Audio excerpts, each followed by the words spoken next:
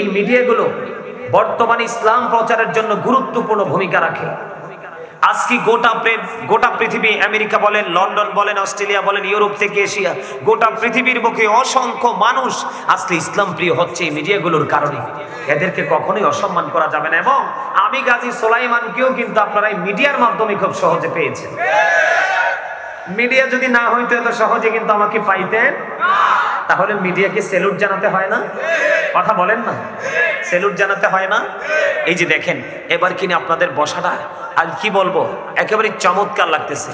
একবারে মৌমাছি যেইভাবে বসে না মৌচাকে, একবারে ফিল আপ করে। কেন বসতে বলছি জানেন? এবার আমি আপনাদেরকে বলি।